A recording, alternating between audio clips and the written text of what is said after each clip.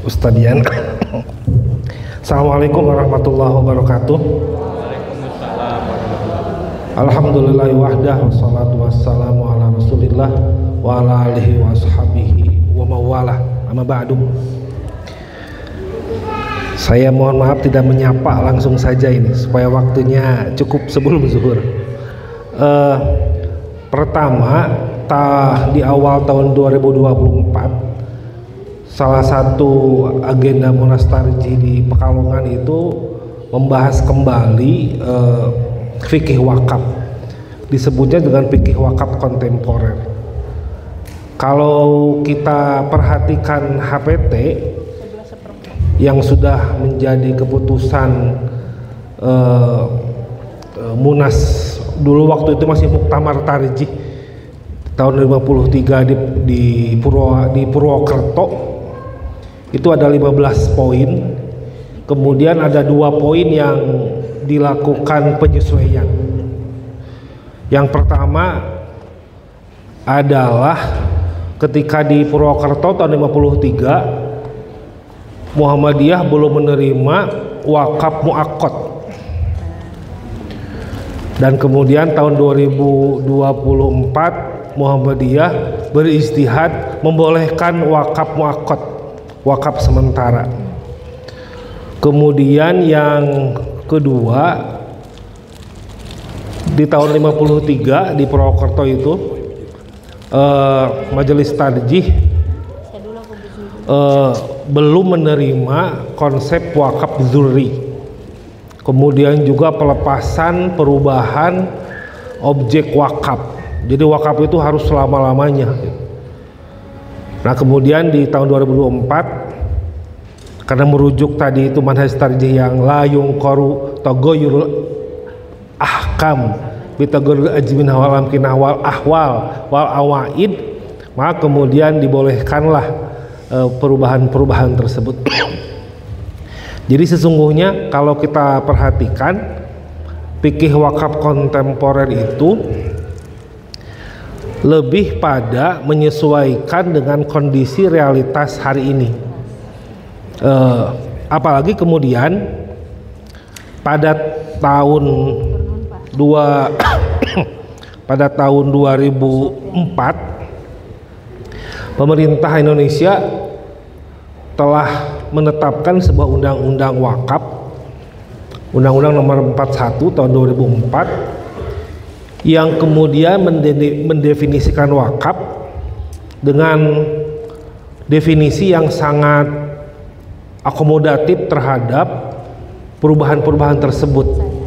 Saya bacakan secara letterlek ini. Wakaf adalah perbuatan hukum wakif untuk memisahkan dan atau menyerahkan sebagian harta benda miliknya untuk dimanfaatkan selama-lamanya atau untuk jangka waktu tertentu. Nah, ini yang muakkadnya itu, sementaranya itu, sesuai dengan kepentingannya guna keperluan ibadah dan atau kesejahteraan umum menurut syariah. Jadi dari definisi ini kita dapat melihat bahwa wakaf itu adalah perbuatan hukum dari subjek hukum yaitu wakif yang bisa dilakukan sementara atau selama-lamanya atau sementara untuk kepentingan ibadah atau kesejahteraan umum. Selama ini wakaf itu biasanya kalau tidak kuburan, masjid, madrasah gitu. 3M gitu. Makbaroh, madrasah, masjid. Nah, hari ini wakaf bisa digunakan untuk kegiatan yang lebih produktif lagi. Itulah yang kemudian menjadi model apa yang disebutkan oleh Mu'alim Ayyi sebagai qiraah muntijah. Jadi bagaimana juga turunan dari sana itu turun kepada ketentuan wakaf. Saya kemudian nanti di slide nomor agak akhir ini langsung saja kepada masalah slide nomor 25. Majelis Tarjih membolehkan mengganti atau menjual harta wakaf selama digunakan untuk kepentingan maslahah.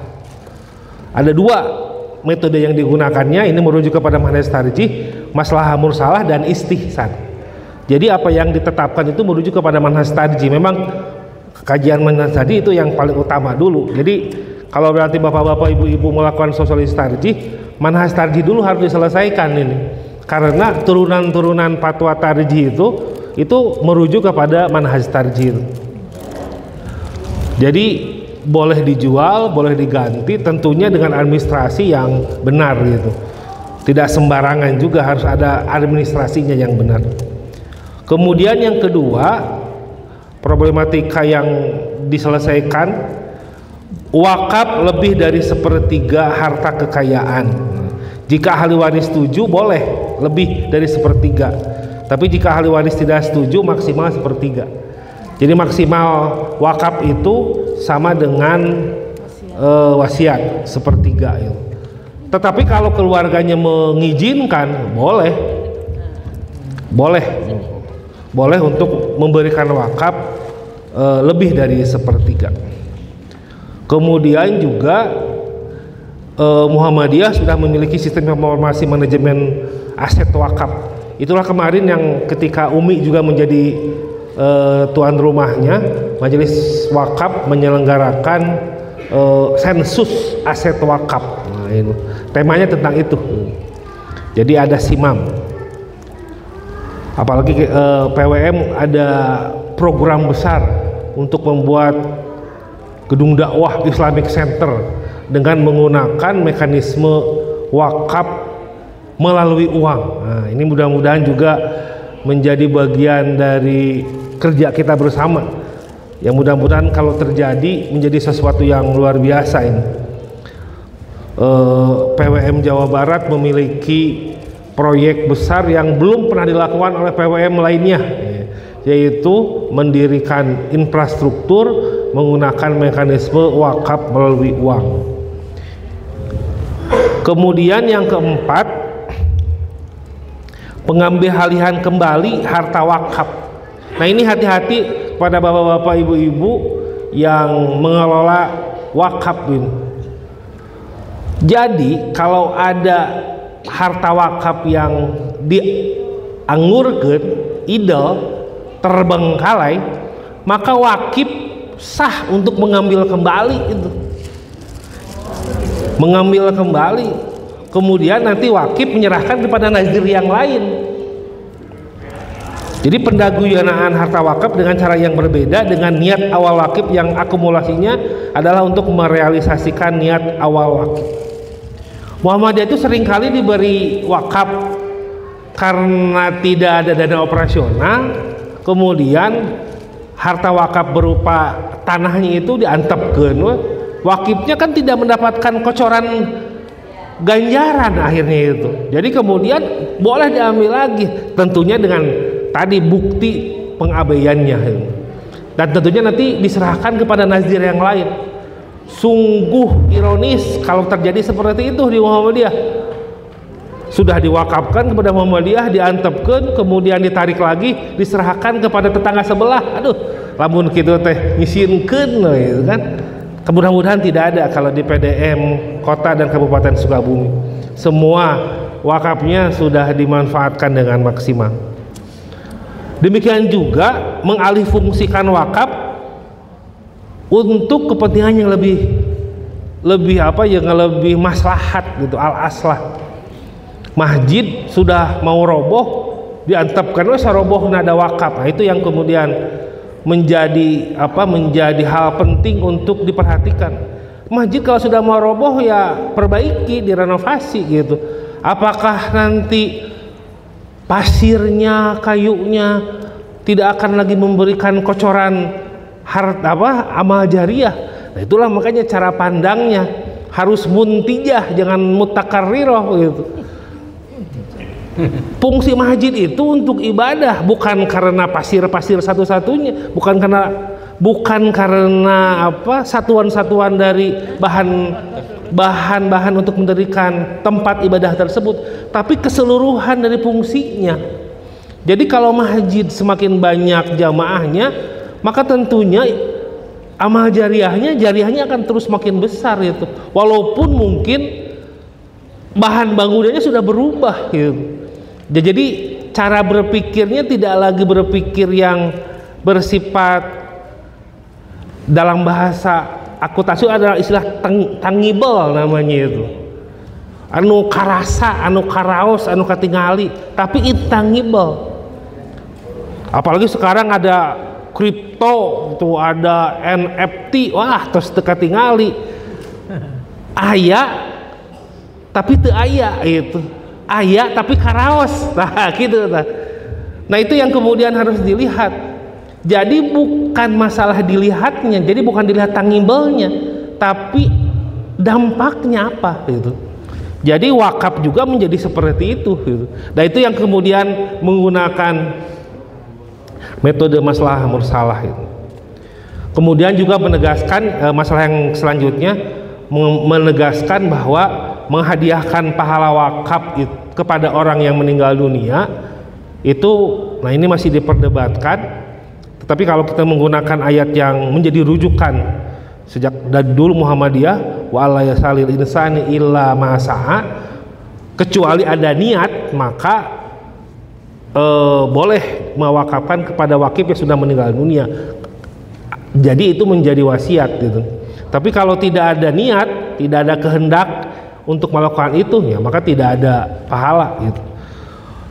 Ketika keluarganya masih miskin, tidak ada niat untuk wakaf. Ketika anaknya sudah kaya, kemudian ingin memberikan pahala wakaf kepada orang tuanya, tapi orang tuanya tidak pernah berniat wakaf, ya doakeun we, karena kan amal jariah itu bukan hanya wakaf, tapi waladun solihun yad'u lah. Jadi itu juga menjadi amal jariah. Kemudian yang keenam, pemanfaatan aset wakaf untuk kepentingan perseorangan. Nah ini juga menjadi hal yang baru ini. Jadi bapak-bapak, ibu-ibu boleh melakukan wakaf dzurri gitu. Wakaf dzurri itu artinya kita wakaf, tapi kemudian digunakan untuk kepentingan keluarga kita gitu. Tidak untuk publik, itu dimungkinkan yang seperti itu. Tapi statusnya wakaf. Nah ini yang kemudian menjadi sesuatu yang baru itu dalam konteks wakaf kontemporer. Kemudian yang terakhir, wakaf muakkad tadi itu. Jadi wakaf muakkad itu akan kelihatan kalau dalam wakaf uang sebenarnya itu. Misalnya saya punya uang 10 miliar, kemudian artos itu mau dianggo 2 tahun, disimpan di dana wakaf Muhammadiyah selama 2 tahun. 2 miliar itu kemudian menghasilkan bagi hasil 1 bulannya 6%. Berarti kalau dirata-ratakan mungkin sekitar, katakanlah mungkin 1 bulannya itu ada 20 juta. Nah 20 juta itu adalah wakaf yang kemudian boleh dimanfaatkan untuk mauquf alaih gitu. Dan itu tidak selamanya, misalnya sampai 2 tahun, sudah 2 tahun ya sudah bisa ditarik lagi. Perguruan tinggi ini Ibu Warek sudah mulai menggunakan mekanisme ini. Kalau ada dana silva, kalau di perguruan tinggi negeri itu digunakan untuk wakaf. Di Unpad, di IPB, kalau di ITB ada mekanisme yang lain karena ada Salman, itu seringkali dana silvanya itu disimpan di dalam mekanisme wakaf gitu. Saya kemudian dalam proses penggunaannya mudah gitu. Kebetulan saya juga menjadi DPS di wakaf Unpad dan modelnya sudah seperti itu. Jadi dana-dana yang tidak digunakan itu kemudian disimpan dalam mekanisme wakaf, dan wakafnya wakaf yang sementara tadi itu, karena kalau sudah dipakai ditarik lagi akadnya, kemudian ya sudah diambil lagi gitu. Jadi kemudian kan dari bagi hasilnya ada dana yang bisa digunakan untuk kepentingan sosial oleh nazir. Makanya banyak perguruan tinggi yang menggunakan mekanisme wakaf ini untuk memanfaatkan dana-dana abadinya gitu, dana-dana simpanannya, dana-dana idealnya gitu. Nah kira-kira itu hal-hal yang menjadi problematika yang ditetapkan di Pekalongan terkait dengan wakaf kontemporer oleh Majelis Tarjih. Ini mudah-mudahan bapak-bapak, ibu-ibu yang hadir di sini bisa menyampaikan kembali kepada warga Muhammadiyah di tingkat yang lebih dari PDM ke PCM, PCM kepada ranting, supaya kemudian pemahaman kita terkait dengan tarjih semakin lebih utuh, sehingga bukan hanya wakaf ini, tentang zakat, tentang manhaj tarjih, tentang KHGT, nanti juga tentang perlindungan anak juga menjadi lebih sempurna. Jadi sosialisasinya secara berjenjang, dan keberadaan kita sebagai warga Muhammadiyah benar-benar terasa dan berdampak. Itu saja mungkin. Terima kasih. Hasbunallah wa ni'mal wakil, nasrun minallah fatun qarib, wa basyiril mu'minin. Wassalamualaikum warahmatullahi wabarakatuh.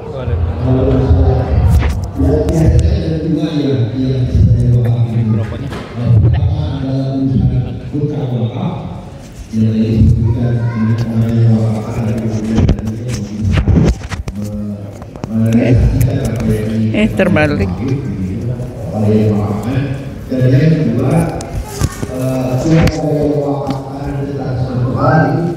ini mah udah ada di sana ya, nggak usah ya.